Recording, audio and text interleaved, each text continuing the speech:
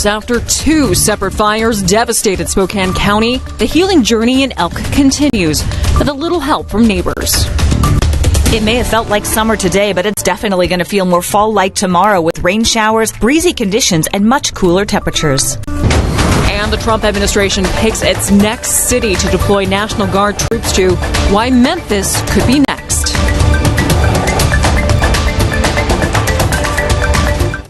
Thanks for making KREM News at 5 a part of your Saturday. I'm Cody Proctor. It has been 2 years since this happened. The Gray and Oregon Road fires devastated Spokane County, burning hundreds of homes and thousands of acres. 2 people died in the fires. Now the healing from these fires is still happening. Today, community members rolled up their sleeves to rebuild in the parts around Elk, still feeling the impact of the Oregon Road fire. KREM 2's Connor McAvoy went out to one of the sites today to show us more tonight. Garrett Barr's got his work cut out for him as he chops up dead trees across a neighborhood in Elk. The good news is he's not alone. Just help these people get their lives put back together, from cleaning debris, cutting down trees, just helping any way we can around their property. Barth is one of many volunteers through a regional group of members of the Church of Jesus Christ of Latter-day Saints. They're putting in the work to help rebuild the Elk community 2 years after the Oregon Road fire. Its damage left behind 11,000 burned acres and more than 100 homes destroyed. And 2 years later, its aftermath plain to see. The people here of Elk just feel forgotten. Kata Dean's the communications director for the church's South Spokane congregations. She says the group came together to rebuild 6 different Elk sites as a part of their annual initiative known as Just Serve's 9/11 National Day of Service and Remembrance. It's designed to encourage folks to volunteer and give acts of kindness to people who've experienced loss. Their whole mission of this day of service was to unite people like it had united people on 9/11. Volunteers met at Chattaroy's Latter-day Saints church location Saturday morning. From there, they were assigned different sites to cut down dead trees and move debris off of neighbors' properties and spread gravel. It gives us an opportunity to bring every level of skill and put them to work to do something to help.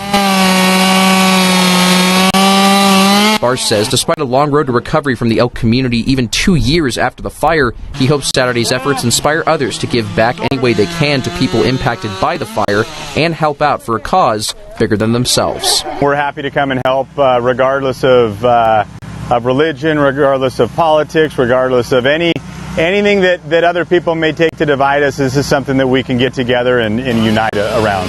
In Elk, Connor McAvoy, KREM 2 News. Connor, thank you so much. Meanwhile, we're still tracking multiple fires burning right now throughout the inland Northwest. That includes the Crown Creek fire burning in Stevens County near Northport. Crews are starting to get a handle on this fire. That fire combined with the Black Hog Mountain fire last week. It is now 25% contained. It's also burned more than 14,000 acres. More than 700 personnel are working on this fire. Level 1, 2, and 3 evacuations remain in place. You just saw those current evacuation levels. That also includes the level 1 covering the town of Northport. The American Red Cross Northwest Region Shelter is still set up at the American Legion Post 146 in Kettle Falls. Nearby, the Rattlesnake fire continues to burn, but crews continue to make progress on this fire. By the way, this is located northwest of Spokane along the western banks of the Columbia River. It's torched over 21,000 acres. It's now 75% contained tonight. Level 1 and 2 evacuations remain in place, but fire officials did drop the level 3 go now evacuation orders. The evacuation center at the Inchelium Community Center is still open at last check. And the Lynx Mountain fire in Ferry County's burned more than 7,300 acres since it sparked last week. That fire grew more than 1,500 acres overnight. It's now 10% contained. Level 1, 2, and 3 evacuation orders are in place tonight. And it is certainly a good reminder tonight that even though we are in September, we are still very much in the middle of our fire season. But as we head into the rest of this weekend, will Mother Nature help us out? Meteorologist Michelle Bosch joining us now with more tonight in our Outdoor Weather Center.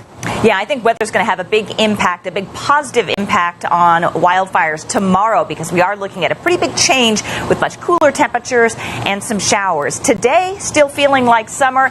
Air quality still in the moderate category. It hasn't really changed a whole lot. Obviously, the air quality worse in the closer vicinity of the wildfires, but AQI of 65 right now in Spokane. I expect huge improvements in that tomorrow and will send us back into the good air quality category. Satellite and radar showing dry conditions across eastern Washington and most of north Idaho. A few showers and thunderstorms right along the Montana border. Those are moving away from us, and temperatures feeling very warm today under the very sunny conditions. We're 82 in Spokane and Coeur d'Alene, middle and upper 80s across central Washington, near 90 in Pomeroy, 84 in Lewiston. We will see increasing clouds closer to tomorrow morning, and then it looks like it's going to be a showery, breezy, and cooler day. It is sweater weather finally for Cody, 66 degrees for high tomorrow. We'll see a few morning showers Monday, and then the sun is back, and then hey, guess what? Summer weather coming back on Tuesday. We should be back up around 80.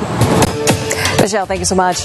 Coeur d'Alene Public Schools announced it's discontinuing its driver's education program in November. The district says the decision came from both program costs and changes in Idaho state laws. House Bill 531 allows Idaho families the option to complete driver's ed through a parent-led model. The district needs a new instructor and vehicle for the program. The district also says its driver's education program operates at a nearly $28,000 annual deficit. If kept, it would need to increase the student fee from $275 to about $400. Heads up, Spokane drivers, 2 construction changes to know about tonight. Let's start on the South Hill. Rockwood Boulevard will be closed to all traffic between Grand Boulevard and Cowley Street this Monday through Wednesday. It'll close for water, sewer, and stormwater systems work. Meanwhile, across the Spokane River, drivers traveling southbound on North Ash Street will see significant slowdowns between West Indiana Avenue and West Maxwell Avenue. That starts Monday, September 22nd through Wednesday, September 24th for both bike and pedestrian safety upgrades. Washington State Governor Bob Ferguson warns the proposed federal budget could strip health coverage from thousands of people in the Evergreen State and risk a government shutdown. Democratic leaders argue the proposed bill set to take effect in January could force rural hospital closures, drive up insurance rates, and cut off in coverage for more than 300,000 people in the state. It's been described as the largest transfer of wealth in the history of our entire country. I will say, as a person of faith, that disgusts me. That is upside down. That is wrong. Washington State's Republican Party chair says Democrats don't have the cards to force a shutdown. Coming up on KREM 2 News tonight, President Trump is sending the National Guard to Memphis. Why he picked the southern city and how local leaders are reacting tonight. And later, we've got highlights of some really cool weekend events that are happening throughout the city that you don't want to miss. We'll be right back.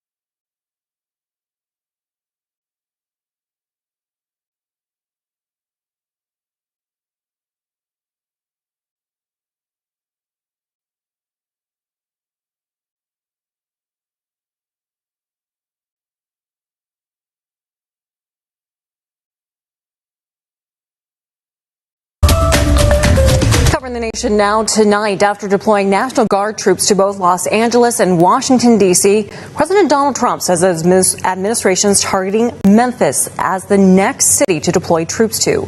John Lawrence reports tonight. The National Guard is heading to Tennessee's second biggest city. We're going to Memphis. Memphis is the next city. Deeply troubled. We're going to fix that just like we did Washington. I think we need. Tennessee Republican Governor Bill Lee was among the state and local officials who discussed with the White House the development of a, quote, multi-phased strategic plan to combat crime in Memphis. Democratic Memphis Mayor Paul Young was also involved with the talks. I want to be clear. I did not ask for the National Guard, and I don't think it's the way to drive down crime.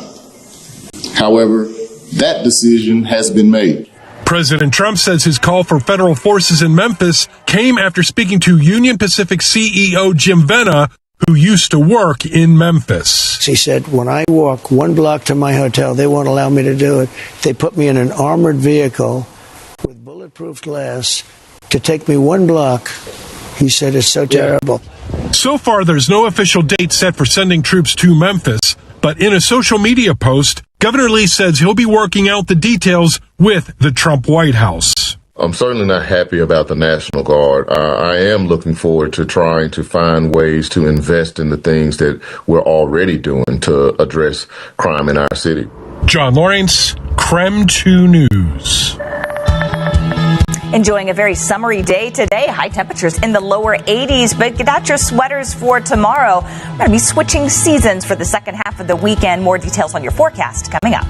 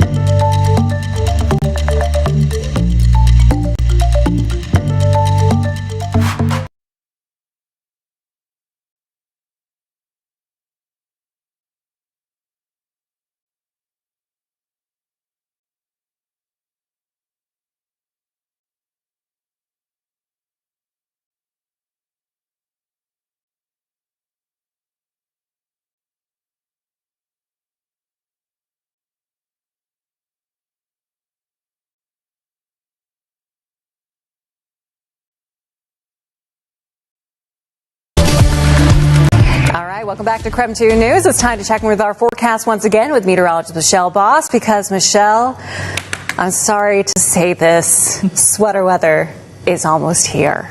That's right. I do have some sweater weather in the forecast, but I also have some days that I think we're going to be able to please everybody with the next week's forecast. A little bit of something for everybody. Summer lovers certainly enjoying today. Gorgeous day today. We've enjoyed blue skies, warm temperatures, light winds, air quality's okay for this time of year, all things considered. 83 degrees this afternoon. Our average is already down to 75. Records are now in the low 90s, so wouldn't take super hot weather to break any records, but we're not seeing anything like that in the forecast. Of course, no rain today, still very dry. One thing to note, sunset now just 6 minutes after 7, so it's 5:15. You have less than 2 hours of daylight left, but it's going to be a beautiful evening, so if you have a chance to get outside, still have a couple of hours of some daylight to get out and enjoy it. 82 out there right now. Certainly don't need a jacket outside. Winds out of the southwest at 7 miles per hour. Relative humidity at 25%. It's going to feel very different tomorrow. Quiet weather expected tonight, but you'll be waking up to mostly cloudy skies,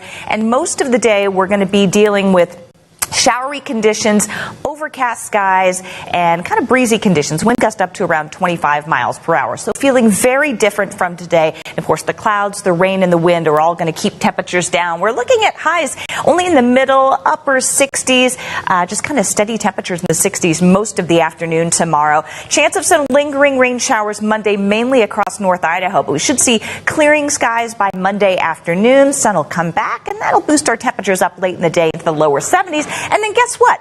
Summer's not going away just yet. On Tuesday, sunshine is back all day, and I think we're going to be right back up into the low 80s. So some ups and downs in our temperature forecast. Coolest over the next 2 days, especially cool tomorrow with the rain and the showers. We definitely need the rain, so squeeze as much of it as we can out there. It's not going to make a huge dent in our rainfall deficit, but every little bit helps. And we're going to dry out by Monday afternoon. Should be a couple of dry days in the middle of next week. Summer-like weather back again, and the computer models starting kind of to diverge in their forecast towards the end of the week. So maybe a little bit cooler depending on our chances of rain at the end of next week. But that's still a ways out. So what we're dealing with in the short term is, well, we're enjoying upper level high pressure right now. That moves out of the way. We can already see our next storm system just off the coast. We can not only see the clouds, but there's some rain associated with that.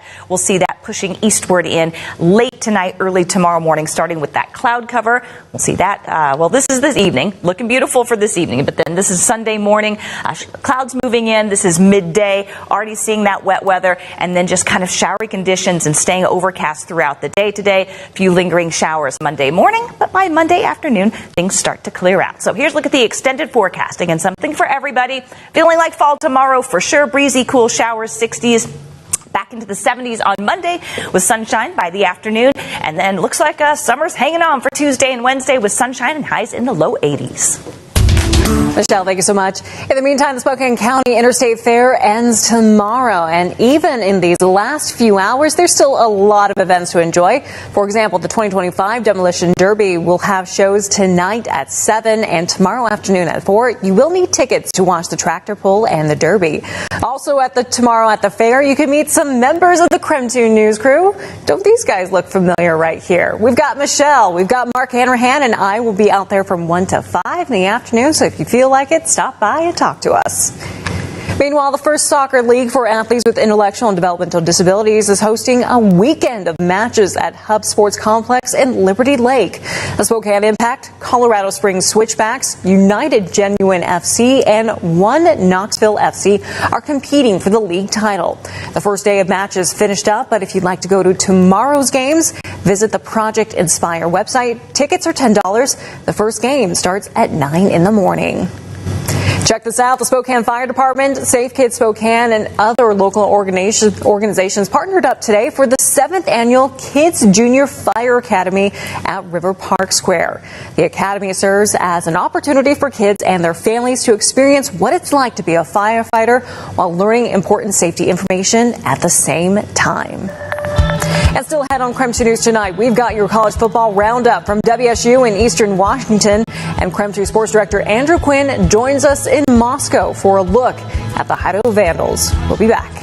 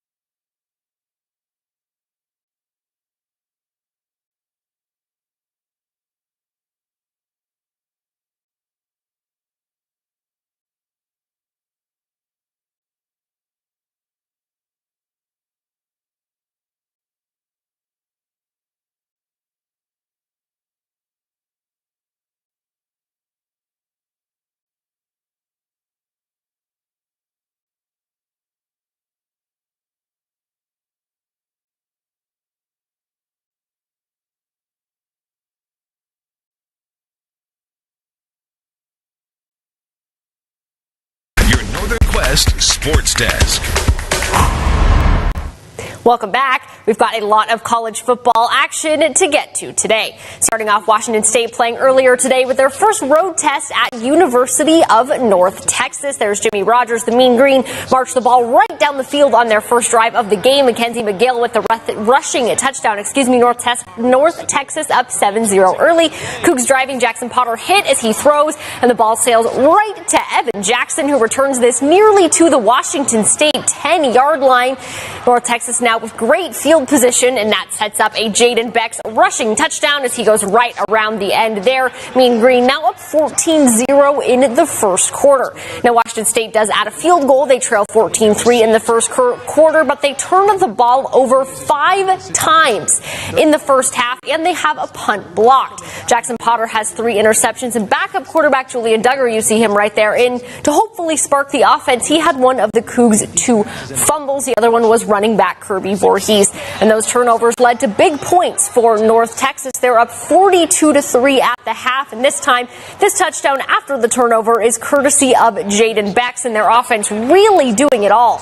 We do see Zevi Eckhouse in at quarterback in the fourth quarter. He scores the Cougs' only touchdown of the day, but North Texas with 410 yards of total offense, they win 59-10. The Idaho Vandals celebrating the 50th anniversary of the Kibbe Dome today. They've got throwback uniforms as part of that as they face off against Utah Tech. A few minutes into the second quarter, Joshua Wood connects with Ryan Jesiaro for the touchdown. Idaho scores first. As the second quarter comes to a close, Owen Forsman's field goal is good to put the Vandals up 10-0.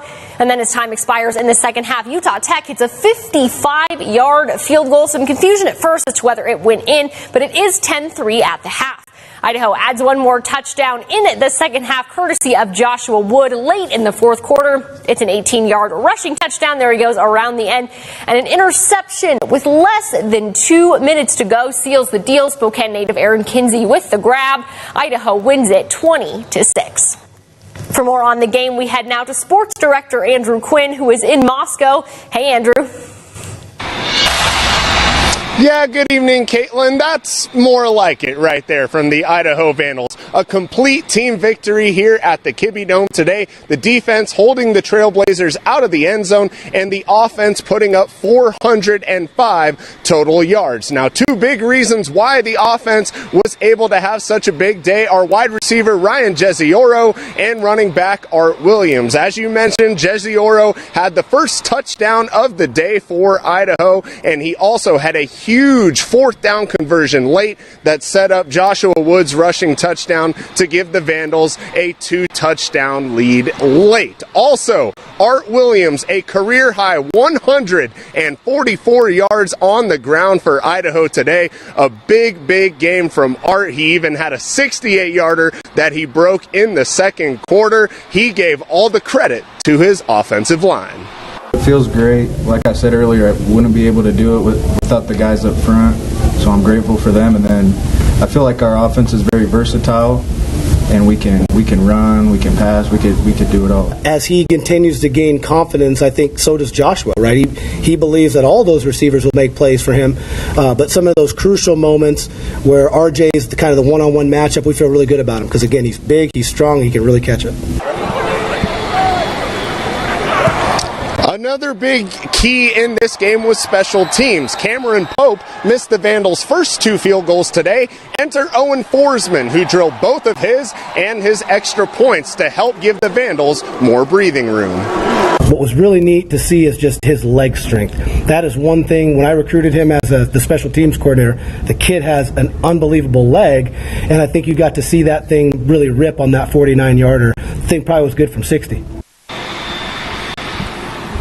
And, of course, the game was sealed by an interception from Rogers High School alum Aaron Kinsey, who Coach Ford said he was pleased with his work all throughout the week to be in there for that final drive. And Kinsey said as soon as he threw that ball, he knew he was going to go get it. So now the Vandals are 2-1, and we look ahead to next week, where Idaho will go back on the road to an FBS opponent as they will head to San Jose State next Saturday. Kickoff for that game is set for 2 p.m. For now, reporting at the Kibbe Dome in Moscow, Andrew Quinn, KREM 2 Sports.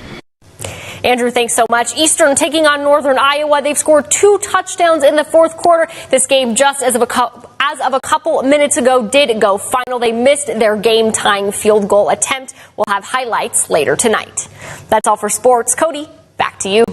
Caitlin, thank you so much, and thanks for watching KREM 2 News at 5. We'll be back at 6. Good night, everyone.